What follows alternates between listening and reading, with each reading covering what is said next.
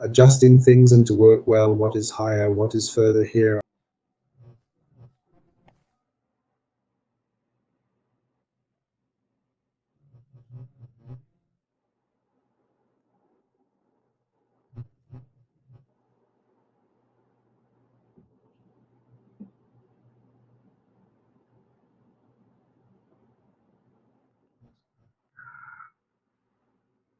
I think it turned out well. In 2 minutes we start. We're just going to adjust a few things.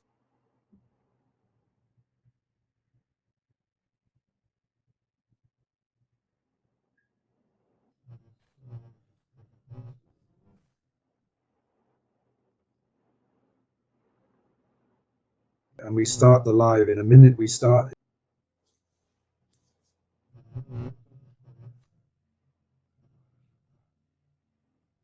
In a minute we'll start today's live.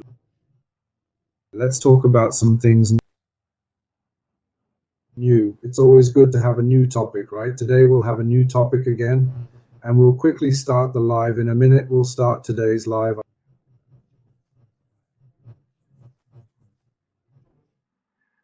I hope you're all well.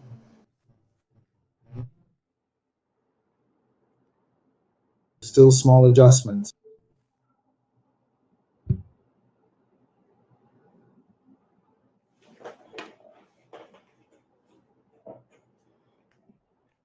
Okay, it's 8 p.m. and we're in Sao Paulo.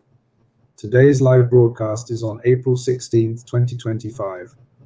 The title of today's live broadcast is Real Democracy on Agora que Pulsa.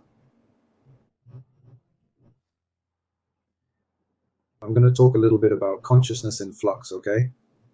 The flow of consciousness or consciousness in flux. We're going to talk about this in this real democracy that's now pulsating. The idea is for you to use the democracy system for yourself, within your ideas and within your life, and you will see that things change for the better, okay? You're going to have a little control over things that previously seemed uncontrollable, and I'm going to teach you. I'm going to show you how to make these controls. Important thing, I've always had some discussions with some researchers this week, okay?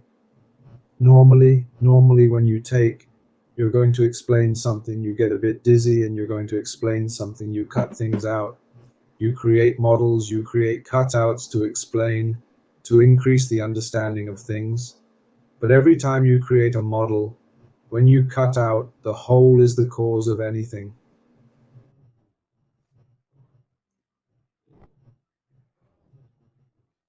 When you cut out these parts, it is already the effect. It comes from the whole. And the effect, I often tell you, some effects are causes of almost everything. The effect does not come to explain the whole, the cause. The effect comes as a function of a cut. It is a consequence. The effect is a consequence.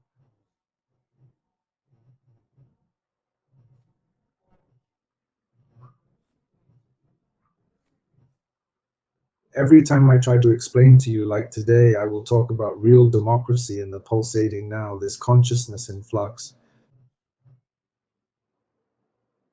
This is an explanation. This is a cut of the whole.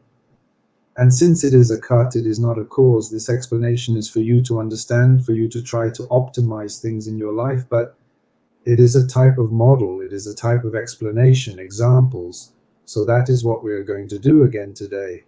So it is just for you to understand this well. And one of the very strong human biases, some models about how the human mind works, or models of something, there are people who believe that the model represents.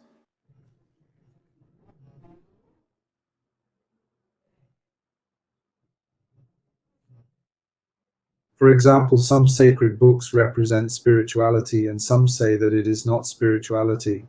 This is a huge mistake. The sacred book represents spirituality. The book is not spirituality. My explanations represent consciousness. They represent how the whole works, but they do not represent it.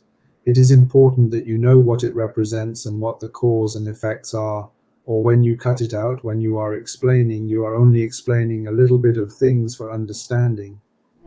It does not mean that it is that, but suddenly you begin to understand better what it is.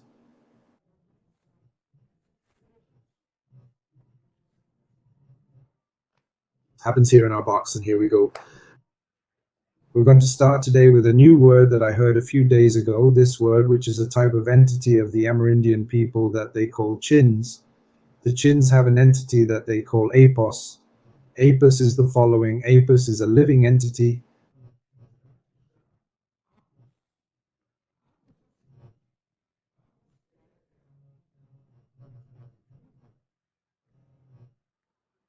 that has a spatial and historical awareness. It is a place with its history and its symbols, okay? Touching sacred because it is a sacred mountain. So this is the pus. Okay, this is the concept that I will take this concept and I will apply it to the concept that I have of proprioception, and I will use own extended perception with the pus, but I will adapt it for you, and how you will use it, how I will use it. And this idea is coming today, so it will grow, including in the middle of the live. It may change a little. So, first thing, let's go back a little and talk about the following. What is the mind?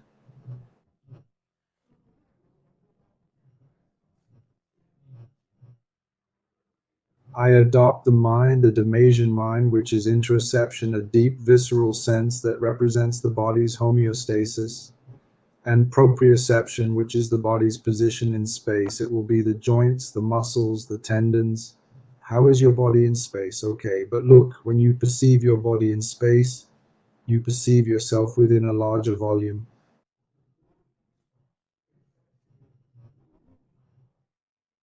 Basically, you settle for that volume and you already do some different things.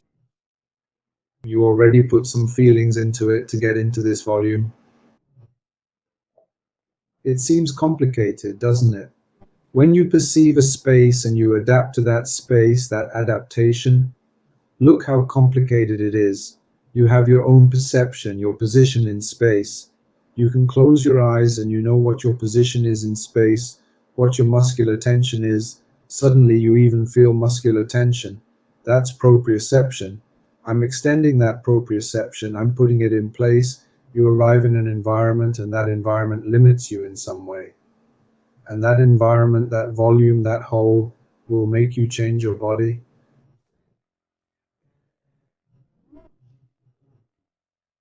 And you enter that environment with a limitation of feeling. I'll try to explain this a little bit more with easy examples. You're running and you're going to play soccer. So you're on the field, you've already picked up the ball, you've already picked up your shoes, you're on the soccer field. When you enter the game, you have a space. You were there in the locker room, you enter the court, you have a space, the soccer field, the goalie, the people.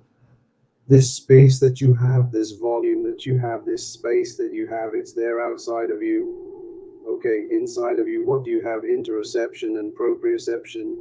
Yes, but proprioception is an opposition in space. When I get on the court, there is an interesting thing.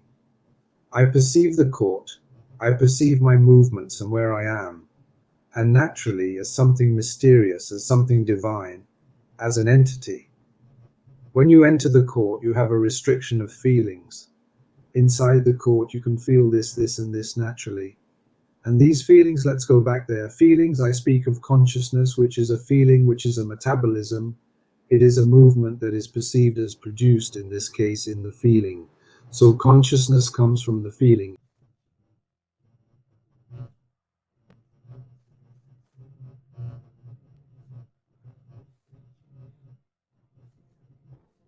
And I'm saying that when you enter the football field, you have some variables, some feelings that you pre-activate to use in the football game.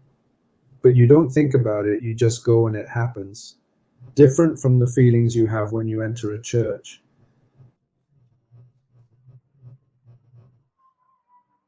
Either you go to a wedding, or you go to a concert, or you go for a walk. When you go for a walk, I don't know, in a park, you also have a feeling, a block of feelings. There are several feelings. These feelings, they alternate. Which feeling is it? The master. And the other two are pre-activated. Suddenly you change the feeling at that moment when you are walking, at that moment when you are playing your religious ritual. So Ted, let's go there again. So this feeling is changed when you reach a volume. This volume is the volume, the space.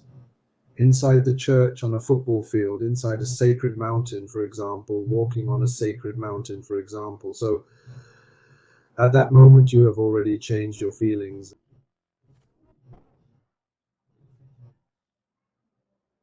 And then we call this apos. And I didn't have a name for it before. I started saying, gosh, you have your own position of exception. And this position of exception, when you enter a church, for example, or a theater, for example, in the theater, you have body movements that you wouldn't naturally do. Why wouldn't you make some body movements or some screams or some things? Because that environment, the theater, has an apos, it has a structure, it has a rule, it has a logic, it has a process that protects you and a purpose, a concept.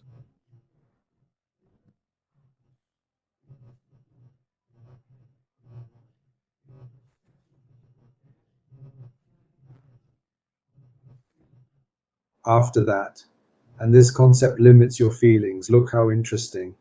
The concept that you reach a space that limits your feelings. And sometimes you reach this space and the feelings that you have placed 3, 4, 5, but we will only talk about 3 to make it easier.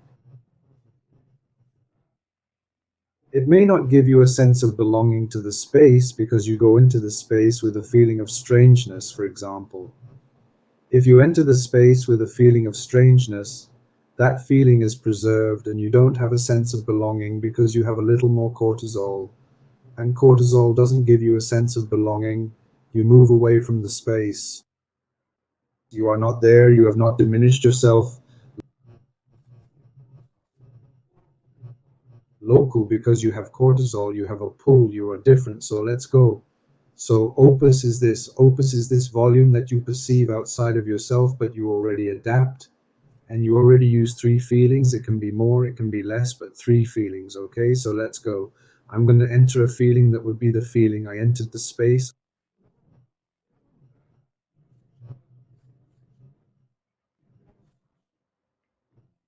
I went in. The space is a sacred space. Sacred space, cool, very cool. I really like sacred spaces. And when you enter this sacred space, I already go with a battery of feelings.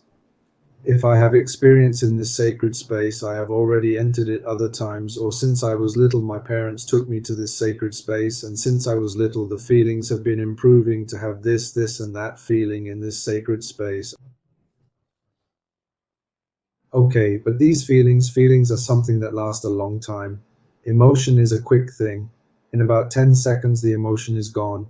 Feelings can last a long time. Feelings can also be fed for decades. And emotions always go away. Fear, surprise, disgust are emotions that come and go, come and go. This difference is very good for us to talk about.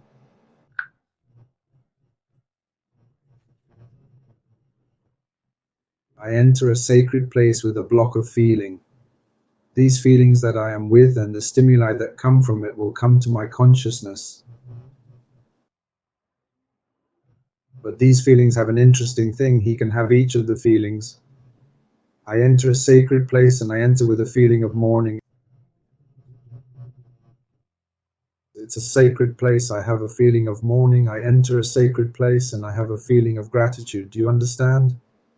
2 feelings that I'm talking to you about. I enter a sacred place and I have a feeling of aversion or something. I don't want to be there. Do you understand? Denial. So a feeling of denial. One is gratitude, one is mourning, one is denial. 3 distinct feelings. Still, they are 3 feelings. You are entering the sacred place. It is predefined.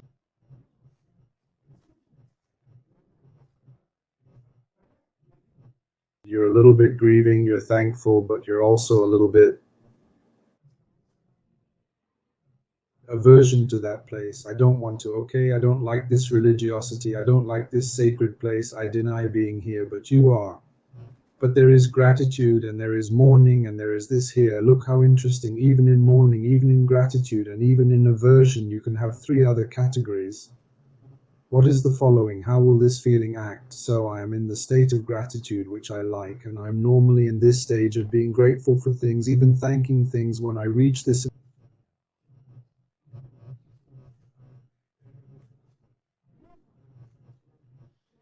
environment. I can be in an executive, legislative, and judicial disposition. Let's change. I come in to do things. I am pure attitude in this environment of gratitude. So I am thanking.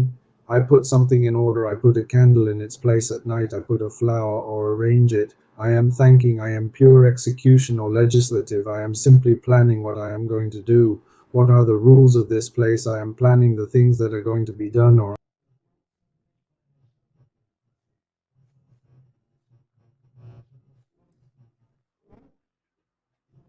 I'm already judging what I've done, how I'm walking, if I'm well dressed. Are my clothes right? Do I look good in my clothes? Do I have good makeup? Do my hair look good? Do my glasses look good? I'm judging. So I enter a room and you see the feeling is of mourning, the feeling is of gratitude, the feeling is of aversion. Even so, I go in doing, I go in planning, or I go in already judging. I go in already judging my way of being, of walking. I go in already setting rules, how I should be and how I should walk, or I go in already doing something, cleaning, doing, taking. So these three are based on a feeling. The feeling that you were in, that you entered, could be of mourning, gratitude, or aversion. Okay, but even each one of them has these three that will run on top. And even more so when the feeling has something interesting. The feeling is the deep metabolism, the feeling, and mainly this one, there are several types, but the one we're talking about is the feeling that you perceive yourself to be. Okay, it's a stronger feeling. These feelings, they have already regulated your brain, the areas of your brain connectomy, to three modalities: rock, paper, scissors. Feelings of grief you have inside of you. Rock, paper, scissors. Do you understand?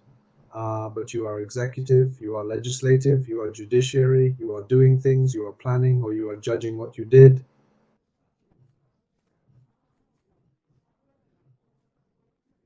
Even so, your brain connectomy may be rock, paper, or treasure. Treasure means you are planning well, cutting, exploring.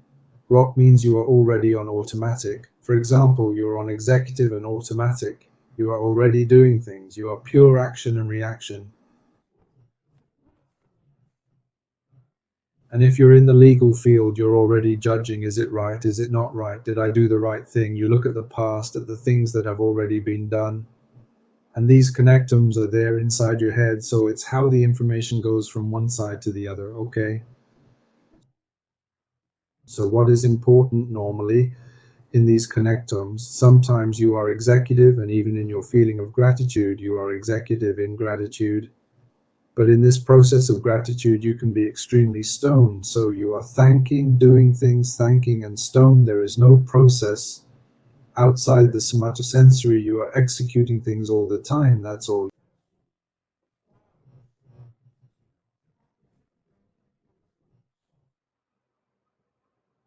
You see, this is important. So just look, when you enter the environment, something happens. What do I want to leave you with? There's something that happens, can be controlled, because now, when you arrive at the environments, you will try to see what feeling you are bringing to that environment.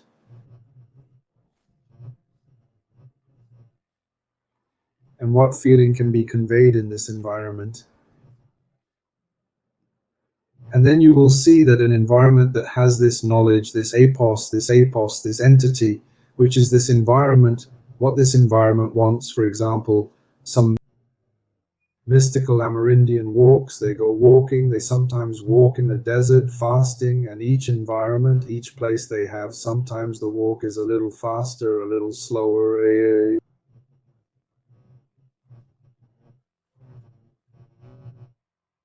And what I'm going to tell you is interesting, how important this offering is when you enter a volume, when you enter a space, when you're going to ask, you're going to make an offering for the Apus to give you belonging in that space. For example, me and many of my friends, before starting to read or start studying, he pulls the table, arranges the chair, cleans the table, does something there with the microphone here and there, does a ritual, makes an offering so that you stay synchronized with that space, which sometimes the space is only mental. It's a little corner in your house where you are reading, that you are writing, that you are doing something. You do a ritual to set up that space, that ritual for this Apus. So Apus becomes a rule of space, a rule of this volume, a rule of this environment. You have yourself in interoception, in proprioception, and expanded proprioception, which is what movement you can make in this space. And then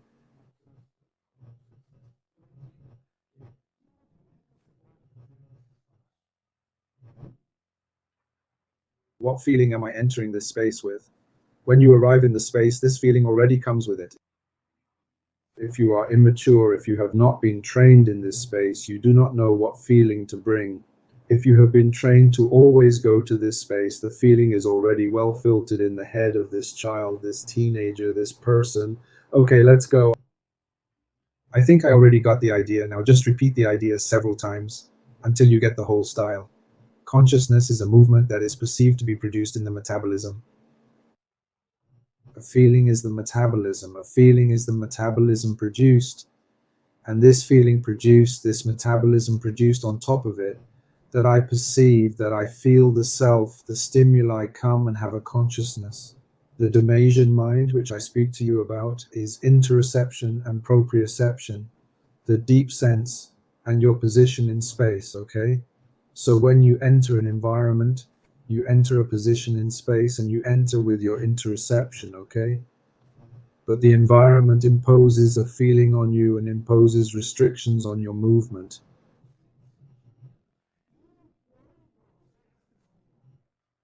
The environment imposes feelings on you and imposes restrictions on your movements, which I call Apus. It's the Apus of volume, it's the order of volume, it's the rule of volume, it's the law of volume. Oh, I don't know, that's useless, okay? When you dive into the pool, there's an Apus. You don't breathe down there unless you're wearing a breathing apparatus. If you breathe when you dive into the pool, you haven't respected the Apus, you die. Something bad happens. This is a very simple example. You have the Apus of getting in the car and going down one avenue, another avenue, or by bike, or on foot. The Apus is where you enter the volumes.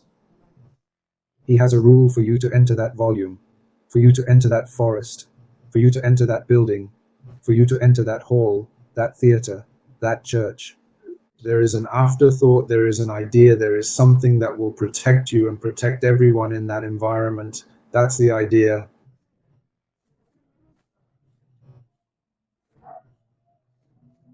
Metabolism, right? You get displaced and you lose your sense of belonging.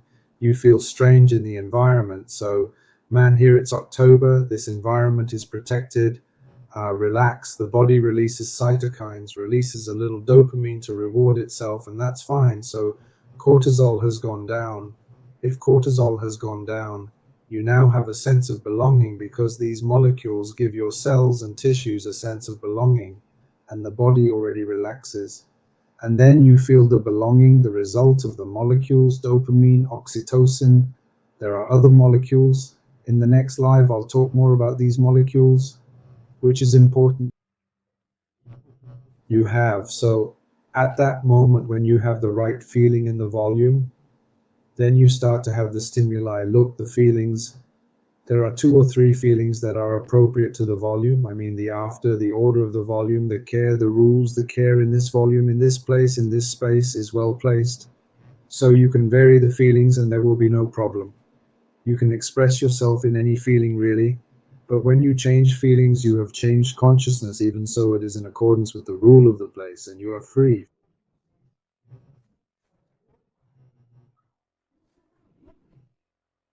Free to do whatever you want.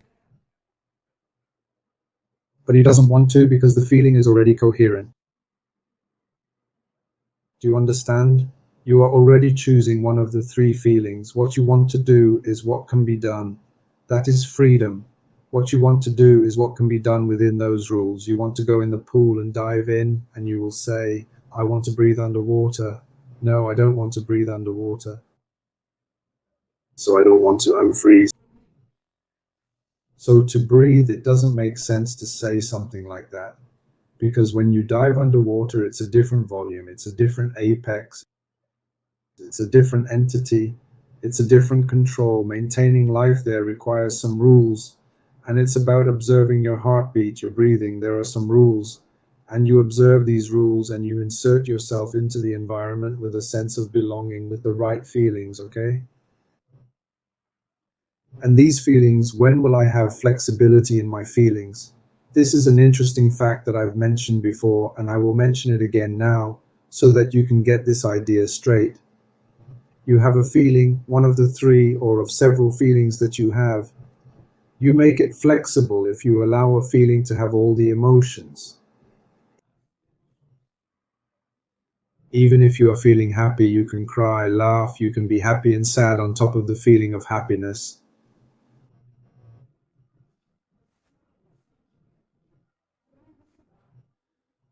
I am very happy, but you are crying. Yes, but you are sad. Yes, happiness and sadness are different. Sadness is a quick emotion, it passes. Happiness can be a very long lasting emotion, it can last 2, 3 days.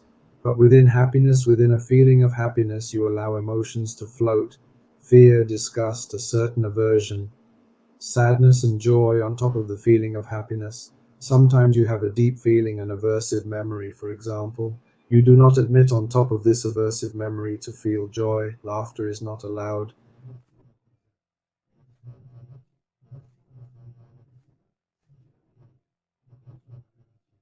So this aversive memory sinks, it crystallizes inside you. And if this memory is not in agreement with this environment, with this aftermath, with this structure, with this volume, your belonging feels displaced or unblocked. Understand? So to let the feeling float a little more, we have to throw emotions on top of it or allow the emotions to enter. So fear, joy, even anger is an emotion. It comes in, it goes out, it subsides. You just have to not feed the anger too often so that it doesn't keep feeding itself. Anger is a quick emotion which can even turn into a feeling if you keep feeding it back.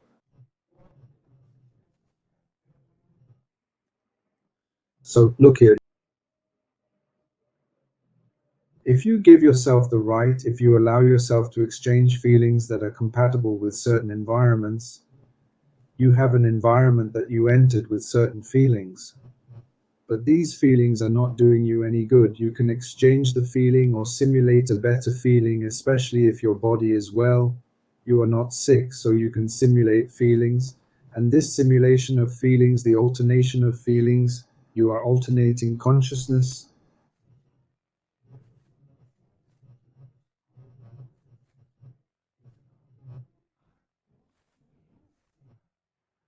You are changing consciousness. Why am I saying this now? Because the real democracy in the now that pulses is you. Change consciousness. Which consciousness will direct you now? And the consciousness in this feeling one is bad.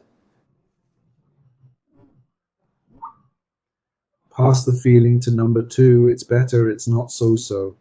How about going through feeling three? Seed three has improved a lot. Stay there a little longer, then go back to feeling one and play with its emotions to make all feelings more flexible. All feelings must be appropriate and have a good conscience. You change your conscience by changing the feeling that you will use when you enter a space, when you enter a church, when you enter a theater, when you enter a room, when you go for a walk on the street.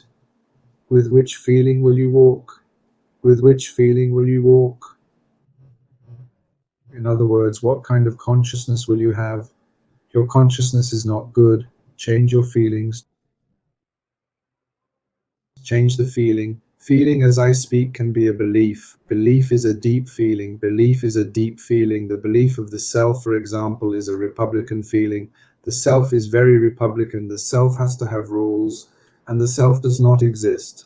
So if from this moment on you simply feel the self, only we remain, we living beings, on the entire planet alive. If the entire planet alive and we are the ones left, I will walk with a feeling of joy, peace, gratitude, or a slightly different feeling of sadness. Okay, for now, a feeling of sadness. But this feeling will give you a good conscience. Come on, I'm going to reflect a little more. I'm going to do it with a feeling of sadness. I'm going to enter legislative mode. I'm going to start making plans on how to improve my life, even in this sadness. Let's go, slowly. Look, I'm finishing the walk. Suddenly, I've already made my plans. go to the feeling of happiness. You get away from that slightly more melancholic part, and suddenly you come home a little more open with a different feeling. But if you're just simulating it and it works, it works. Even if you are simulating, you will change your feelings and your consciousness will change, and you have a real democracy in the now. Whose democracy? Whose consciousness controls you at each moment? I go back to the idea of birds going from one continent to another. You fly your steps in that V shape. Let me see if it's like that. They go in a V and they change positions. So your consciousness will have to change position. Be aware that it is not very good for this place you are in now. How do I change it now? Just change the feeling and take a look at Apus. What are the rules of the place? What is the logic of the place? What is the structure of protection for all living beings in the place? This logic, this rule, these structures, these are the rituals that you have to do in this place. This protective material that you have to have in the place, these offerings that you have to give in the place. So you simply change the feeling, use the rules, the consciousness changes, and you are having a democratic alternation of consciousness. You are controlling which consciousness you will have in the environment.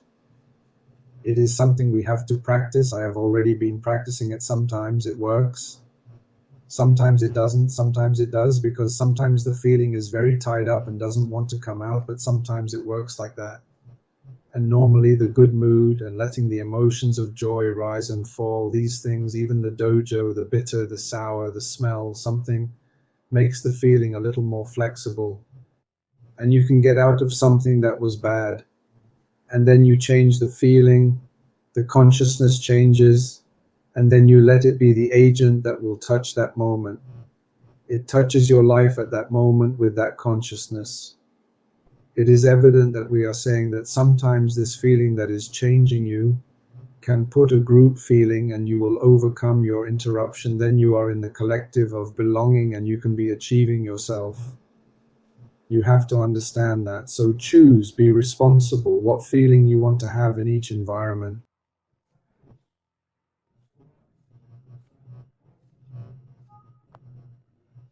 Which ones?